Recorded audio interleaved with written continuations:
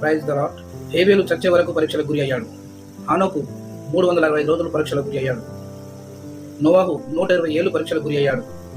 అబ్రహాము 50 ఏళ్ళు పరీక్షలకు గురి అయ్యాడు. యోసేపు 13 ఏళ్ళు పరీక్షలకు గురి అయ్యాడు. మోషే 80 ఏళ్ళు పరీక్షలకు గురి అయ్యాడు. వీళ్ళకి ఎలాంటి సమస్యలు లేవనుకుంటున్నారు? ఎన్నో బాధలు, ఎన్నో ప్రయాసతం పడి దేవుని రాజ్యం కోసం, ఆయన మహిమలో చేరట కోసం ఎంతగానో ప్రాధాయపడ్డారు, ఎంతగానో ప్రయాసపడ్డారు. ఇలా చెప్పుకుంటూ పోతే బైబిల్ గ్రంథంలో పరలోకానికి అర్హులైన ప్రతి ఒక్కరూ చచ్చే వరకు శ్రమలు, పరీక్షలు ఉంటేనే ప్రయాణించారు.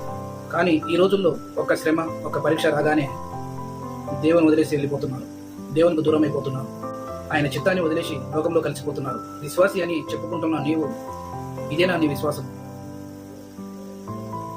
ఇదేనా నీ నమ్మకత్వం? ఆయన మీద ఉన్న ప్రేమ ఇదేనా? ఒకసారి గ్రహించు, ఒకసారి ఆలోచన చెయ్యి. నీ విశ్వాసం ఎంత గొప్పది. క్రియలు లేని విశ్వాసం మృతం అని దేవుని వాక్యం సెలవిస్తుంది.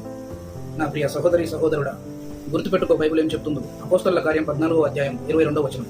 అనేక శ్రమలను అనుభవించి మనం పరలోక రాజ్యంలో ప్రవేశింపవలనని వారిని హెచ్చరించింది. నా ప్రియ సహోదరి, సహోదరుడా, దైవ సేవకులు ఎంతగానో మన కొరకే పాటుపడి వారి శ్రమలను, వారి ఇబ్బందులు, వారి ఇరుకులు ప్రతిదీ మనకు తెలియజేస్తున్నాం.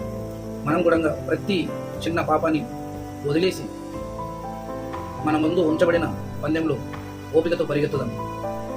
ఆ నిత్య జీవాన్ని, ఆ కిరీటాన్ని మనం పొందుకున్నాం.